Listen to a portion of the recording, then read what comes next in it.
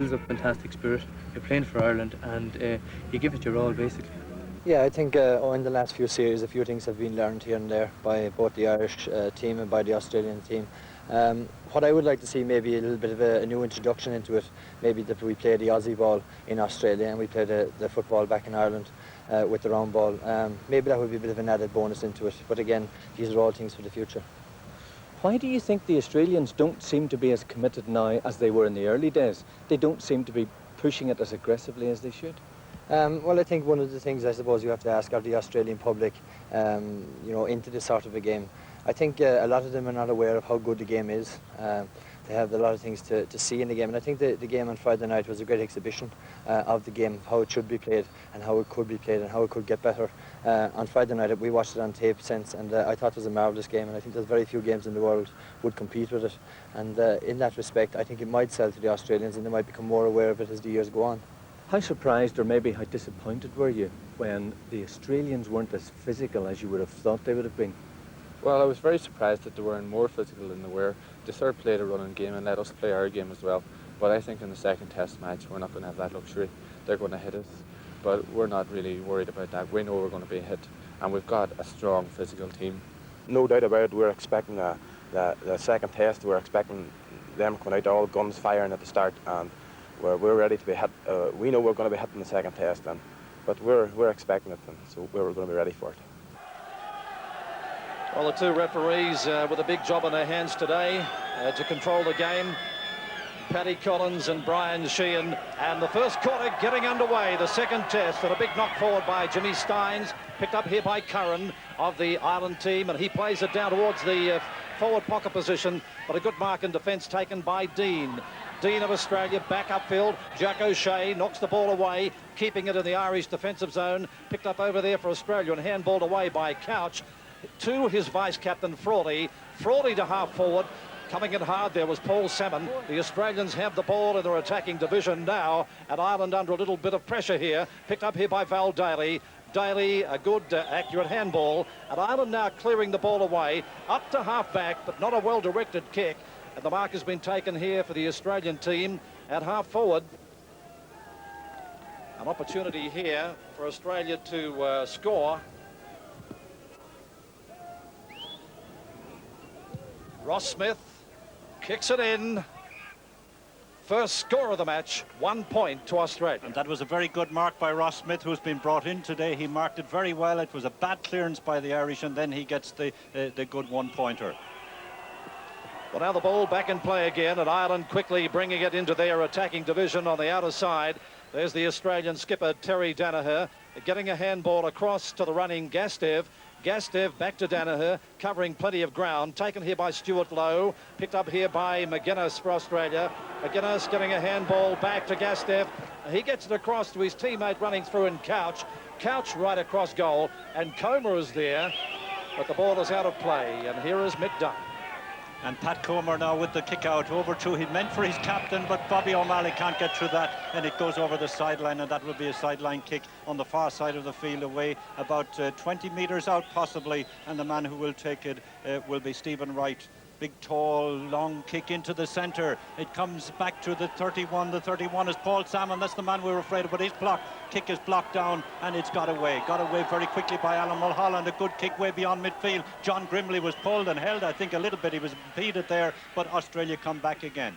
Australia with Terry Danaher, their captain. His jersey is slung out of, and he gives it to Neville Bruns. Neville Bruns then with a good kick down to Milhan Hanna. Milhan Hanna with a marvellous kick. That's a great kick from Milhan Hanna, and that was about 40 metres out, and that's good teamwork. This is the aggression, the quick start of the Australians that the Irish feared. Certainly great play by Milhana. And Australia away to a flying start in the first quarter with the first over of the match. They kicked a point just a minute ago, and now we wait for Pat Comer, the great goalkeeper for the Ireland team, to kick the ball back into play. Beautiful kick by Comer. Right into the centre. Up goes Steins, not able to get it. There's the Australian captain, Terry Danaher, doing a great deal of work in the first 5 minutes of play. Across to the running Milhan Hanna. Hanna gets it inboard to Frawley. Bit of a fumble there. Frawley's handball is bad. And seizing the ball is Gavigan. Gavigan to Kevin O'Brien. Here's danger. O'Brien, a handball into the pocket. Opportunity here for Grimley. Oh, great shot. Tremendous. That was a great goal by John Grimley. Remember, he's been taken in instead of his brother Mark. A great shot by John Grimley, and that makes it 6 points now for Ireland and 4 for Australia. That's the first goal. There was no goal in the Melbourne test, remember. And John Grimley, he's a full-back normally in Gaelic football for County Armagh at home. It was a marvellous shot. He must have been about 25 metres out. That's a great start for the Irish. That'll be encouragement for them. There he is, the number 13, replacing his twin brother in the team today. Now the ball is back in play again, and there's an infringement on the centre, and Terry Danaher going in hard there. But the penalty kick is going right in the centre to Big Salmon, and Salmon gives a handball to the running Tony McGuinness, and the Australians into attack again. Good defensive play. The ball is knocked away by Stephen O'Brien, and over the line it goes. But it's a free kick going Australia's way. Couch will take that kick for the ball being put out by the Irish team. And this will be the 4th possession by Couch, Brownlow medal winner from the Geelong club, into the forward pocket. But a good mark taken here by Curran. Paul Curran. On the scoreboard now, Ireland 6, Australia 4. Early in the first quarter, and Ireland into attack again. Grimley is there behind the play. What's happened here, Mick Dunn? Neville Bruns has been spoken to by the referee, Paddy Collins from Ireland, for an attack after the ball, or a foul, let's put it mildly, after the ball had been kicked by Paul Curran. He'll have his name taken. I don't think there'll be any more stringent action, but he is warning him. Paddy Collins is waving the finger at Neville Bruns there, so he's telling him, be careful, be careful. This is Val Daly about to take the free kick for Ireland. Val Daly, who's played so impressively for Ireland in this series. He gives it to Bobby O'Malley. Bobby O'Malley, far side of the field. Paul Kearns, that's a marvellous mark by Paul Kearns, and then because he marks it well, Paul Kearns steps back and he takes the free. He's given the free kick. He has the option of playing on. This comes down to Jack O'Shea, but Jack O'Shea had fouled, or had he? Jack O'Shea pushing Ross Smith, I think, and the referee, Brian Sheehan, yes, giving the free out because Jack O'Shea, before he caught the ball, he had pushed Ross Smith in the back. This is Ross Smith here, being brought in today. He has the free kick now. Jack O'Shea with the foul. Ross Smith, a good kick at his drop kick. It's coming back up to Val Daly, who's covering off well for Ireland, gives a good pass over to Tony Scullion. Tony Scullion, the hand pass, the hand ball over to his captain, Bobby O'Malley, and this is unsightly now. These are the sort of things we feared might happen. It didn't happen in the first test in Melbourne. These are the sort of violent fighting, aggressive tackles that ruin the series and won't do anything to sell the game back home when the Gaelic Athletic Association reconsiders the whole series and the whole cycle next March at their annual Congress. Mick, if the game's to be sold, it will be sold on skill, as we saw in Melbourne. Well, Mick, I have to disagree with you. I don't think it's been violent. I think it's been hard tackling, but to say that the game has been violent, I think that is a slight exaggeration. Not today's game, Don, but the violence that we had in the last series, it was what we hoped wouldn't happen this year, and it didn't happen in Melbourne. I'm not saying it's happening today. This is hard tackling. Well, this is what we expected. This is Ross Dean again, or Ross Smith rather, to his goalkeeper, Matthew Campbell rather, and look at how far he's coming out. He's gone almost beyond midfield, but then he's kicked, it goes astray. This is Martin Gavigan now putting Ireland on the attack, and Kevin O'Brien, the man who has been such a success in this series, back to Jack O'Shea. Jack O'Shea inside to Paul Curran with the kick. This is big John Grimley, and has been fouled. No, it's Matthew Campbell gets it away, and Australia then can slow it down as they come out of the defence.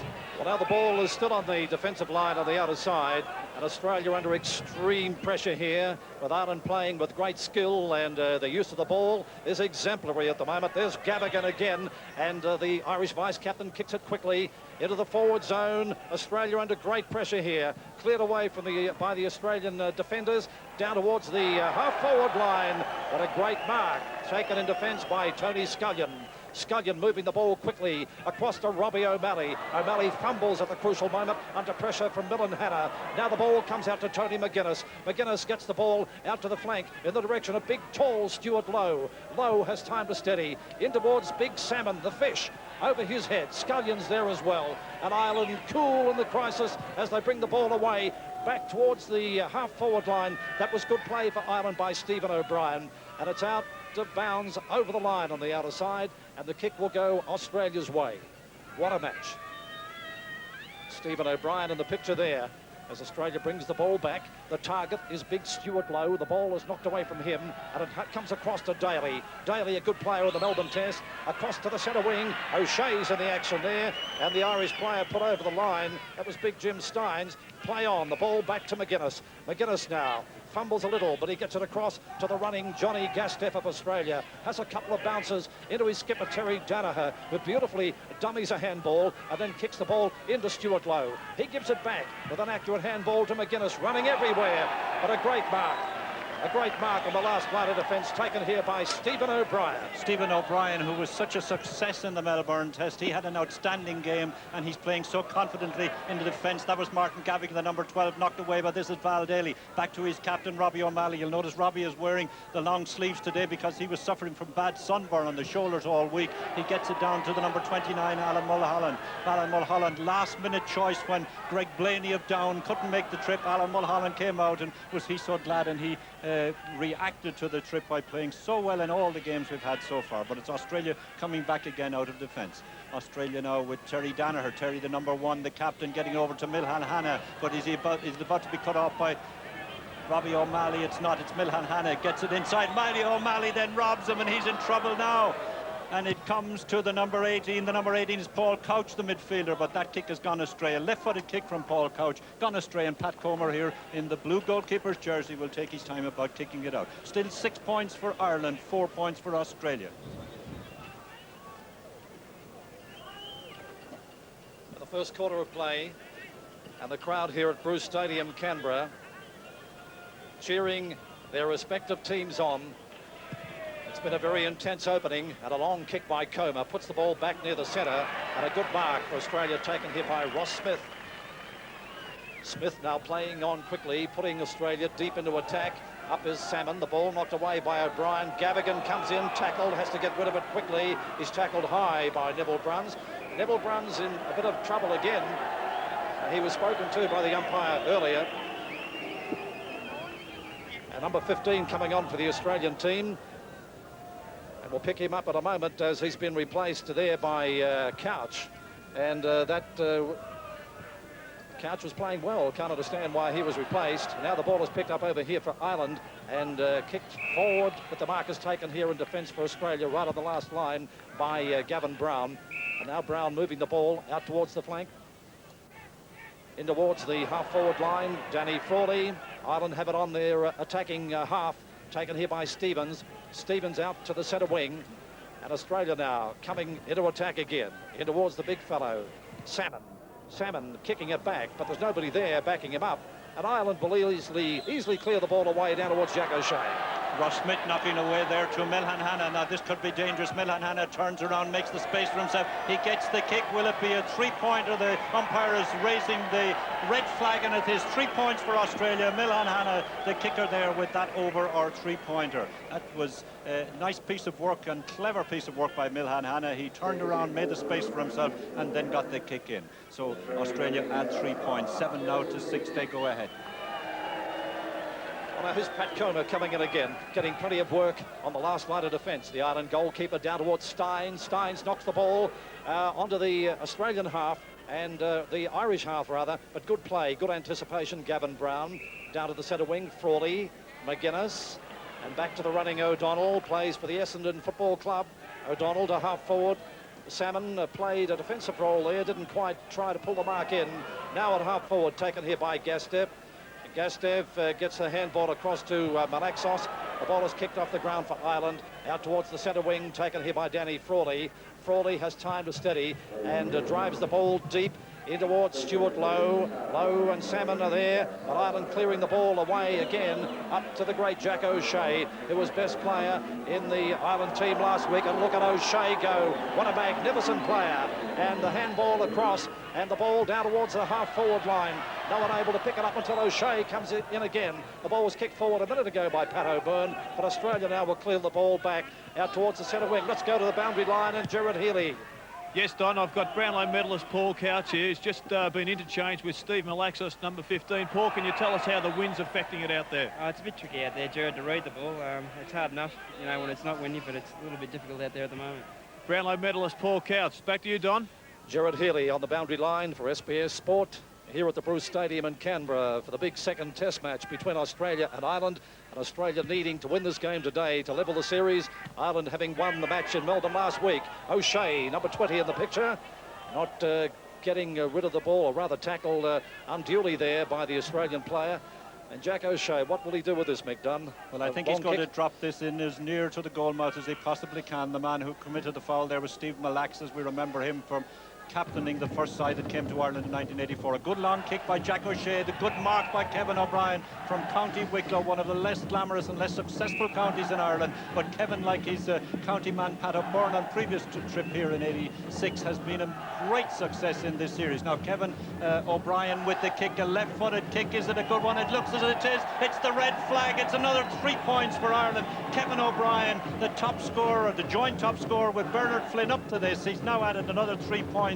So it's 9 points now for Ireland, 7 for Australia, and this is some game of up and down fortunes, wavering fortunes here in Bruce Stadium. And this little bit of sun that we had has gone in again now, so that'll suit the Irish. As Terry Danaher here, the captain for Australia, gets the ball back to Ross Smith. Ross Smith, one of his forwards, a big high kick it is for Ross Smith, but it's broken away there for the Irish by Val Daly. Val Daly trying to get out to Jack O'Shea. It does come to Jack O'Shea eventually. He's under pressure now from Michael Mitchell, but he gets it back to Tony Scullion, and that's a tackle after the ball had been delivered by Tony Scullion. And Paddy Collins, the referee, will give the free about 30 or 40 metres down from where the ball landed. So that's an advantage to Ireland. Jim Steins, the former Dublin Miner, now playing with the Melbourne Demons, gets a long kick down, tries to get to John Grimley. He doesn't succeed in that. Brett Stevens was the one who got in for it, and now Australia can slow it down again. They can look around as Gary O'Donnell comes away with it. Gary O'Donnell to Tony McGuinness. Tony McGuinness, who was the outstanding player and got the Harry Beitzel medal 3 years ago in Ireland,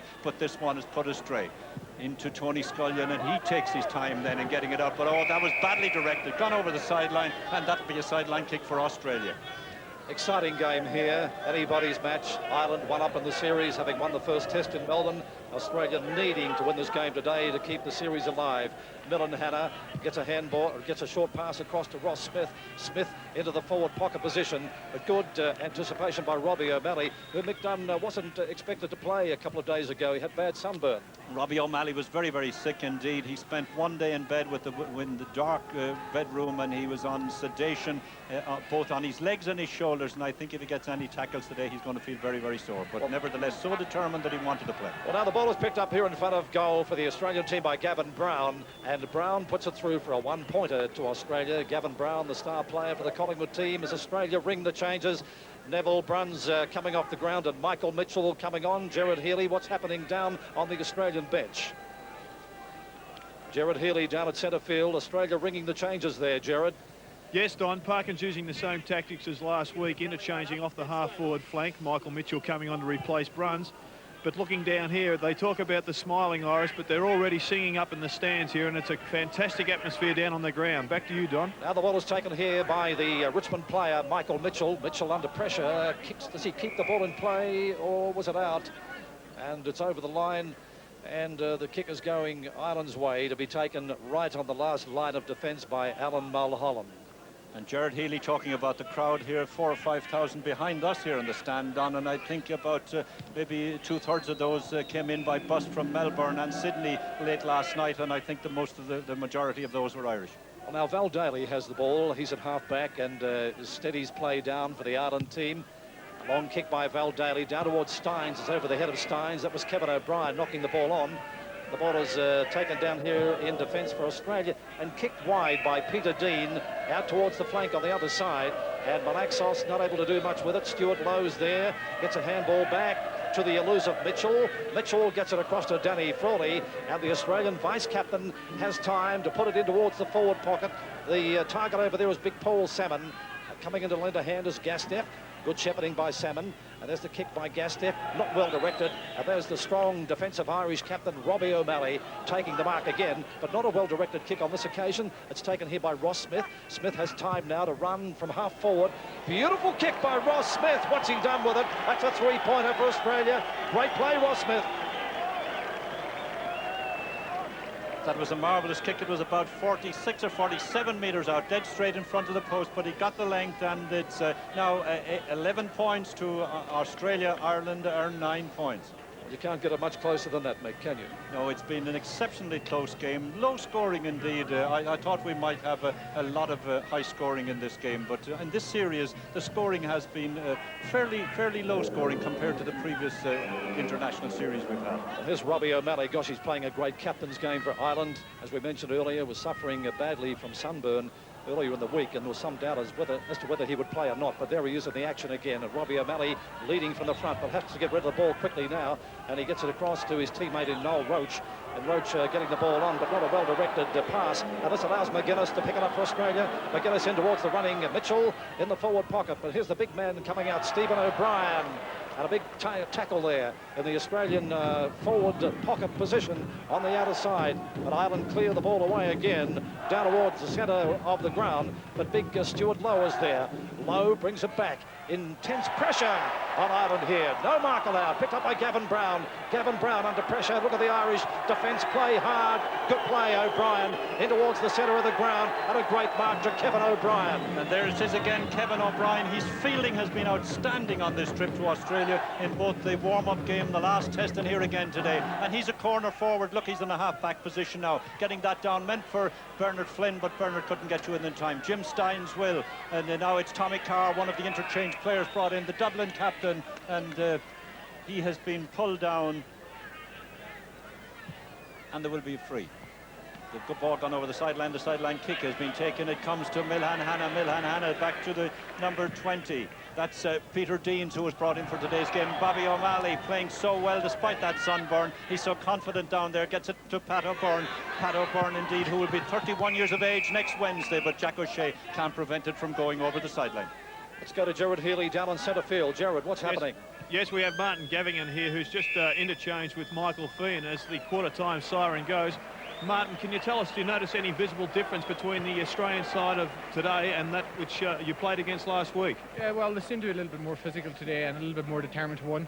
But I think we've coped quite well with that in the first quarter, seeing that the Australians were playing with a slightly strong breeze. So in the second quarter, I think we'll settle down that a little bit more and play more football. The second quarter of this exciting test match underway as Robbie O'Malley takes the mark. And the score at the start of the second quarter, Australia in front by 2 points. They're 11 and Ireland is 9. Out on the centre wing, the mark is taken here by big Jim Steins for the Melbourne Football Club, playing for his native Ireland today, of course. Into the full forward zone, big Grimley's there. Opportunity, Val Daly off the ground, a one-pointer. And now Ireland get closer, 10 points, Australia 11. As we wait for Matthew Campbell, who plays for the Brisbane Bears in the Australian Football League, to put the ball back into play. He's the Aussie goalkeeper, kicks it into the centre, and he finds his skipper, Terry Danaher, who did a lot of work in the early part of the first quarter, leading by example. Not a good kick on that occasion. Straight to Jack O'Shea. O'Shea into the pocket. The mark was missed there by Bernard Flynn. A good handball across to Val Daly. That's another score. That's a three-pointer to the brilliant Val Daly. And now Ireland hit the front. And Val Daly making two very significant contributions in these early minutes. We're less than 2 minutes into this second quarter. The one-pointer and then the over for the 3 points from the Galway player, who's taken to this compromise or composite game so well in the past 3 series. He's been one of the outstanding players, and now Jim Steins here taking a good mark. Jim Steins takes this very short. It's meant for Bernard Flynn, but they get missed up between them, and it's Australia who come away now. Australia coming away. This is Peter Deans slowing it down. He gets it to Terry McGuinness, and do we remember him so well from 1987?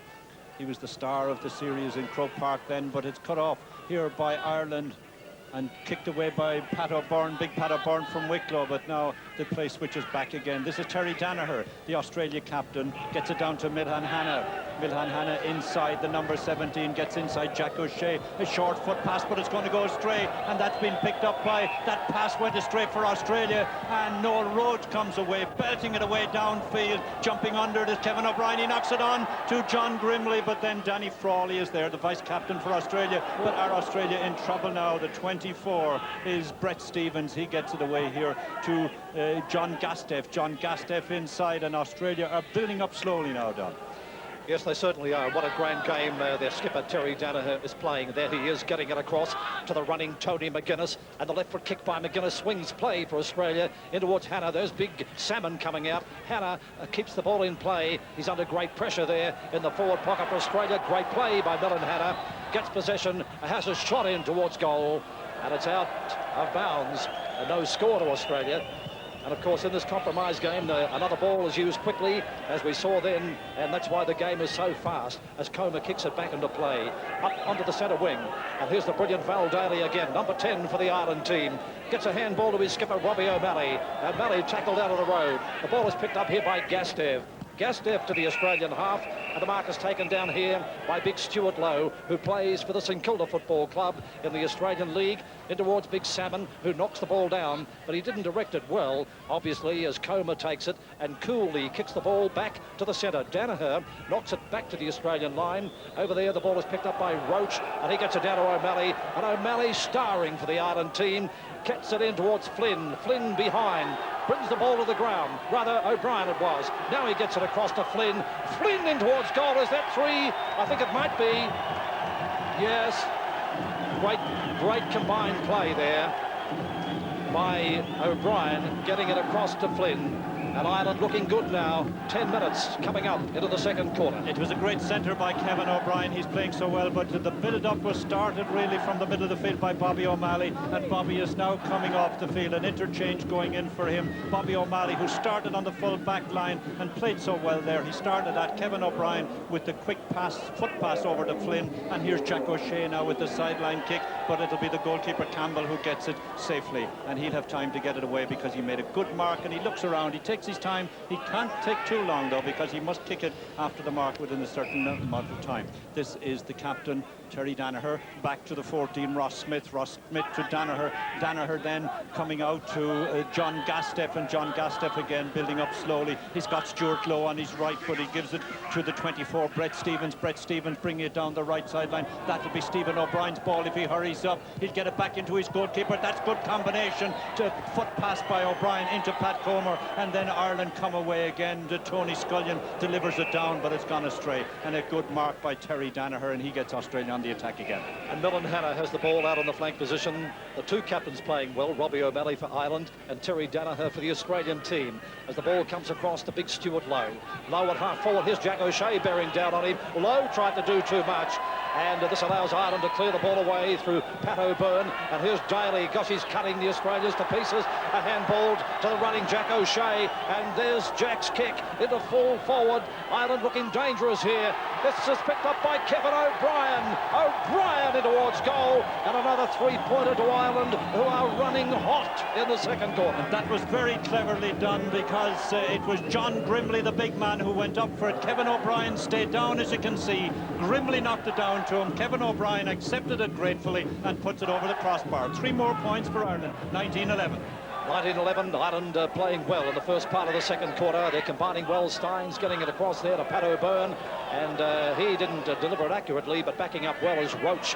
Roach getting it into the centre, taken here by Billy Sachs. Gets it across to the flank position, and it's kicked into the full forward zone here. There's another shot coming up. 1 point, I think. That's wee James McCartan got the shot, and he adds on another point. James McCartan, son of the famous James, who's here in the stands watching him, and a tough character he is, despite the diminutive size. Only 19 years of age and a very promising player, very quick and very fast, as we saw on that occasion.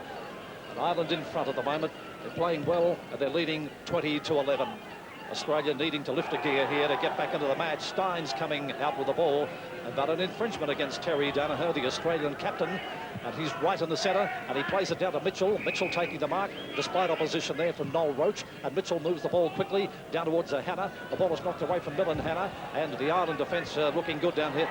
Alan Mulholland on the other side of the ground. Opportunity down here. This is little McCartan running in. He's quick. He'll be too quick for Terry Danaher, I think, and then he gets a bump out of the road by Danaher in towards the full forward zone, and a mark taken here by Stevens. Let's go to Gerard Healy out on centre field. Yes, thanks, Don. Well, the Irish have put Bill Sachs onto the ground specifically to tag. Goal! And listen to the Irish singing in the stands, Don. Another 6-pointer, which is going to make it very difficult for Australia now, as Neville Bruns has just interchanged with Steve Malaxos. We're getting back to Sachs. Sex has been sent onto the ground to curb Terry Danaher, who's doing a lot of unselfish running and really working hard to keep Australia in this game. Don.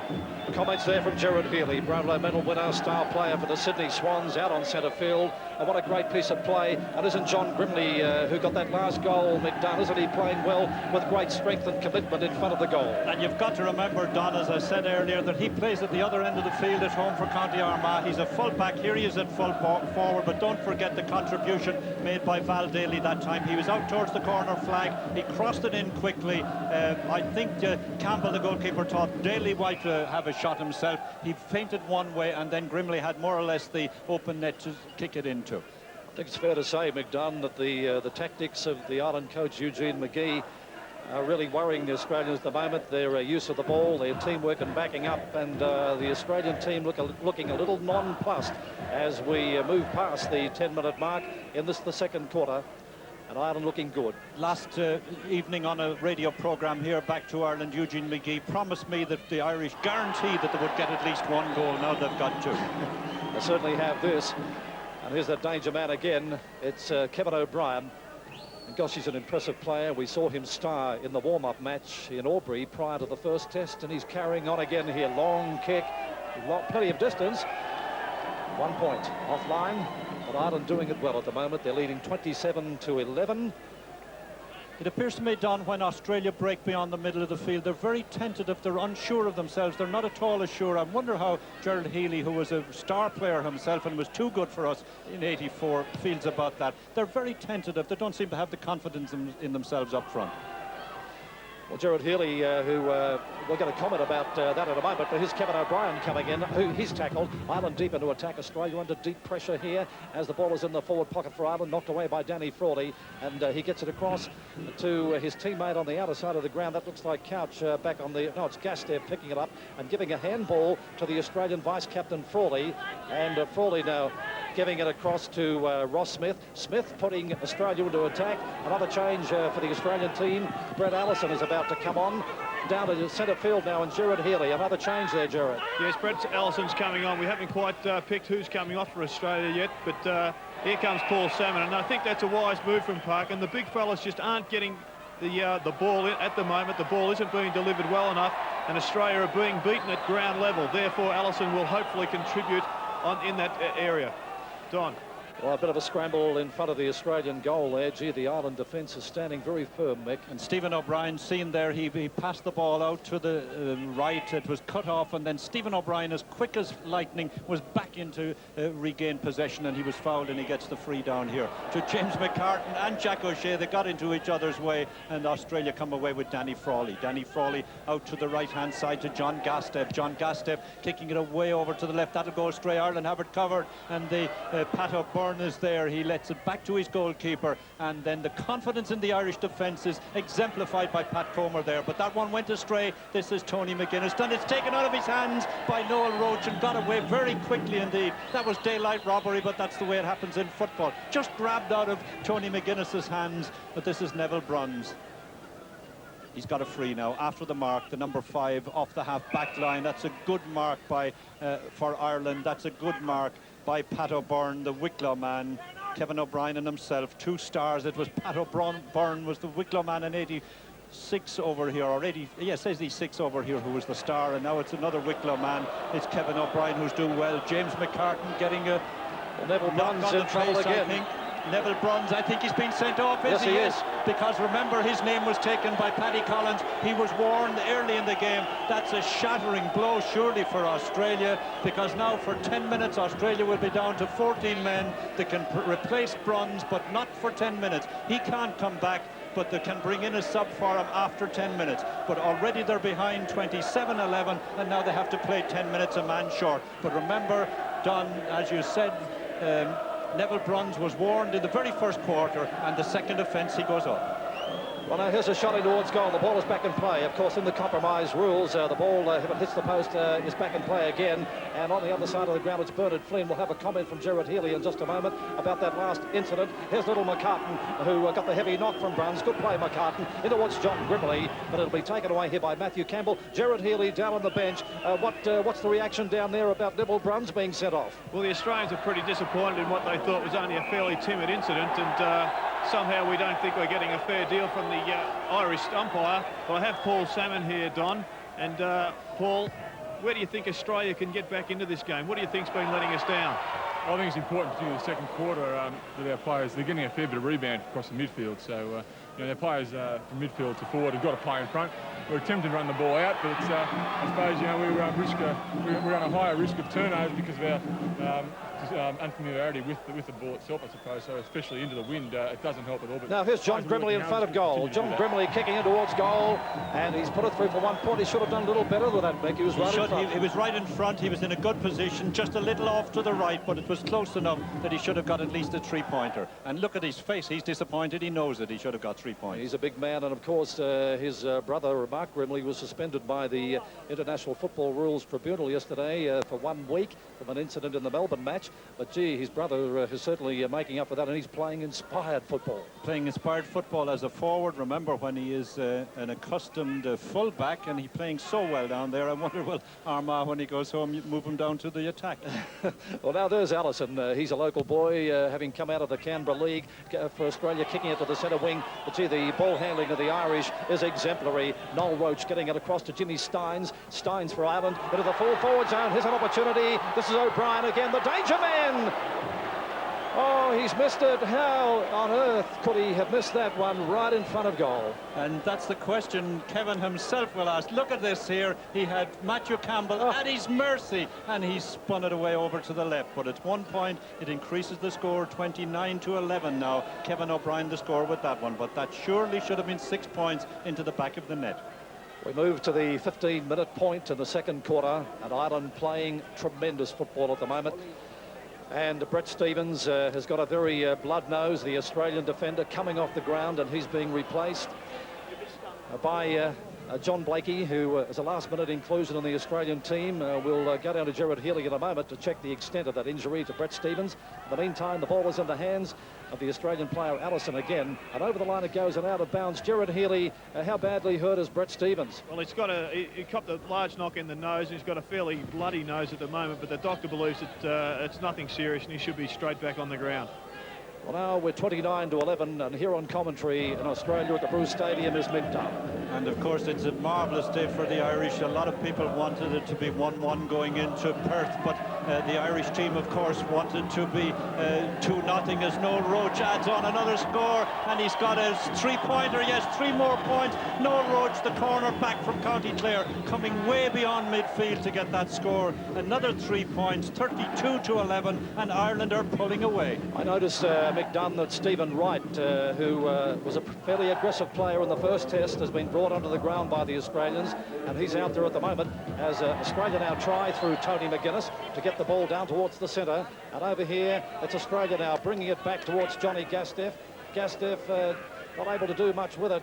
Allison it was who gave it to him. Here's Allison coming in again. Australia needing to lift. But as we said earlier, when they get the ball over the centre, they don't seem to have any purpose or any enthusiasm or any confidence when they get the ball in front of goal. I think Australia are getting a little and more disorganised, as you've been saying and I've been saying. They're lacking in confidence up in front, and they're slow build-up. They're not getting it away as quickly as the Irishmen. The Irish are attacking quickly with incisive attacks. Now this is Stuart Lowe here, and he'll be under pressure in a moment. Pat O'Byrne is there along with him, and the 29 is Alan Mulholland. Fierce tackling in there, but it's Australia who come away with it. Comes to Terry Danaher, the captain. He gives it to Ross Smith, or it goes past Ross Smith. It comes into the number 12, and that's Gavin Brown. He was the leading scorer last week, and it's gone wide. Lacking in confidence again, I think, Don.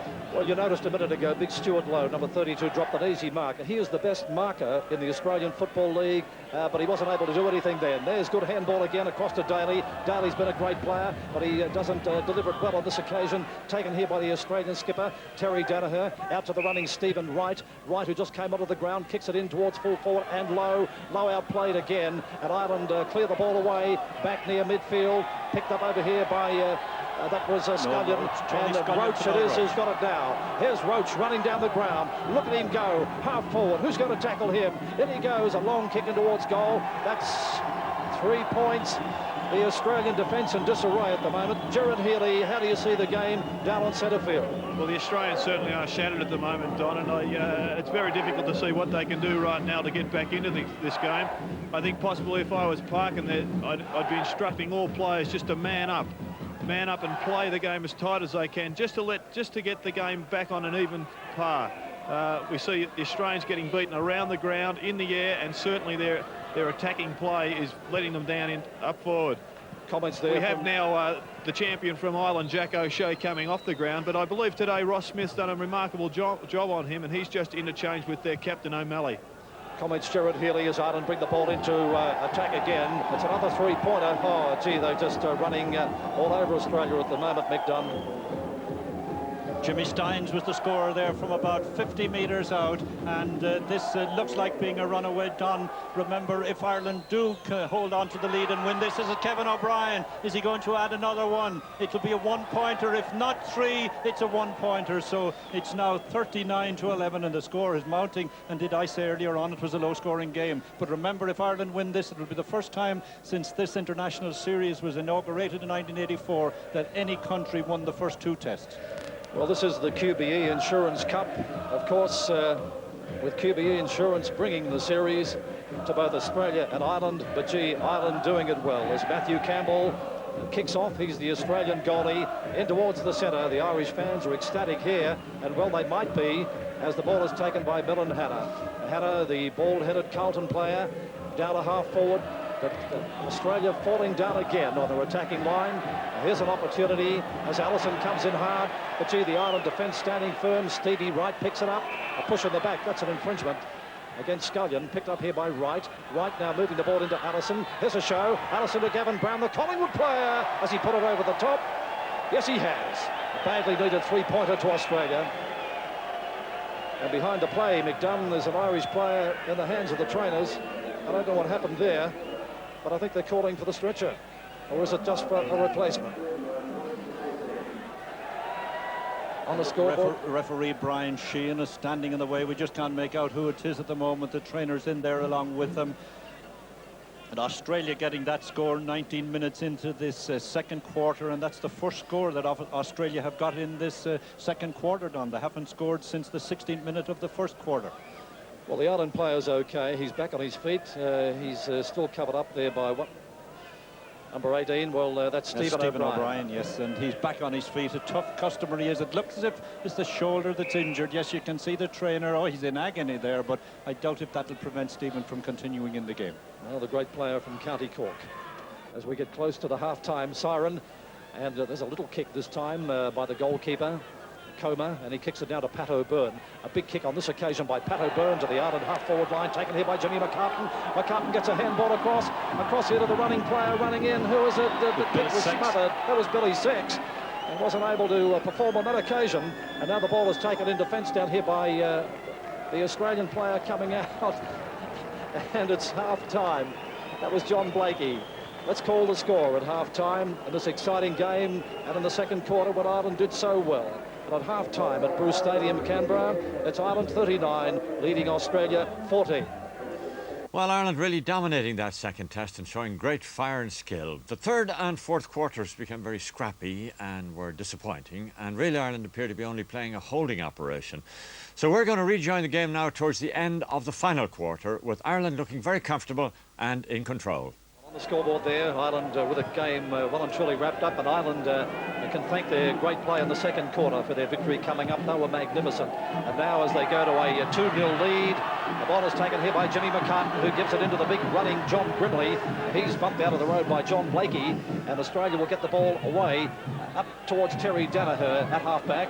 He dummies a handball, and then He passes it inaccurately to halfback and Blakey, who knocks it onto Gasteff, who knocks it onto Frawley, who gives it to O'Donnell, and across to McGuinness. The teamwork is good, but it's too late for Australia. Across to Stevens. He's at midfield, and he gives it back to the running Tony McGuinness, who kicks it in towards the full forward line, but Scullion is there to take the mark, and Jack O'Shea gets it back to Comer, back to Gerard Healy at centre field. Thanks, Don. Well, we've got Sergeant Barry Dobson here, who's in charge of the police. And Barry, have you ever heard a more vocal crowd? And are you expecting any problems after the game? Well, certainly I do. The game right as supporters there. No problems. I'm not sure about the problems. I hope not. Well, so do we, but they're certainly celebrating. Back to you, Don. Mark was taken here by John Grimley, and his brother Mark Grimley was the player who was suspended for a week after the Melbourne Test match. But John Grimley now, his twin brother, will kick it in over the top, and another three-pointer, and Ireland really wrapped the game up. And it's all over here. The final siren is gone. We didn't hear it with a huge roar of the crowd. And on the scoreboard, it's Ireland with a magnificent win. They kicked 3 goals, 9 overs, 7 behinds for a total of 52. And Australia not getting a goal in the match, but getting 7 overs and 9 behinds, a total of 30 points. A victory by 22 points to Ireland in the second Test match here at Bruce Stadium, and Ireland have won the series. They lead Australia 2-0 going into the final Test match in Perth on Saturday at the Wacker Ground in Perth. In your opinion, then, what needs to be done to really establish compromise rules as a feature in relation to international sport? Well, the Australians will have to make a decision. Do they want to continue with it for a longer period, say 5 or 10 years, which will be needed to allow the game to develop. If, for instance, the round ball should be changed and the oval ball used, that's fair enough, but the Irish would need time to work on that. Also, the GA will have to decide, do they really want an international outlet in the future? They don't need it today, we all know that, but maybe 5, 10 years down the road, they might feel that they would like an international outlet for their elite players, in particular for the players from the weak counties. But the sad fact is that the Gaelic Football All-Ireland is dominated now for 5 or 6 counties, and the other 26 or so have really no chance of winning it. Now, in that context, the GA has to say to themselves, will there still be enough to motivate the good players in the weak counties in 5, 10 or 15 years? Or would an international outlet such as this be of use to us? It's it should be looked at calmly and coolly with no hysterics or anything like that. It's as simple as that. You still have a little question mark in your mind about the future of compromise rules. Why? Well, I think the Australians would have a little bit of a question mark in their mind. I'm not convinced that there's total commitment from the Australians, for a start. And I'm not convinced either that we can fit it on a regular basis into the schedule in Ireland, unless something in the Irish schedule has to give. And I suppose if something gives in the Irish schedule, it would have to be the All-Star Tour. And if the Australian rules relationship was to continue, it would have to be at the expense of the All-Star Tour. I can't see any other way of fitting it into the Irish schedule. So I think there are reservations at both ends of the relationship. And in some ways, I think the reservations at the Australian end are more important, because if they're not totally committed to it, and if they're not prepared to promote it and make sure that it attracts crowds and becomes financially viable, then obviously there's no future for it. If the GAA want to take a cool, calm, deliberate look at the future of the compromise rules and draw conclusions, what conclusions would you like them to take?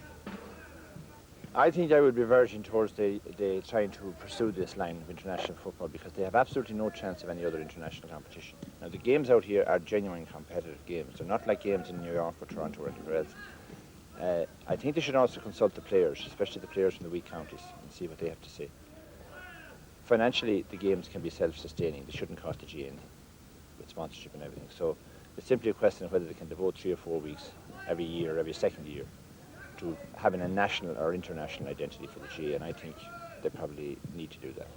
In the early days, it seemed that Ireland needed the Australians to help to promote this sport, but the pendulum now seems to have swung a little bit in Ireland's favour, and it seems the Australians need Ireland. Yes, the Australians tried to have their own clubs going abroad at the end of the season to play exhibition games all over the world. It was a flop.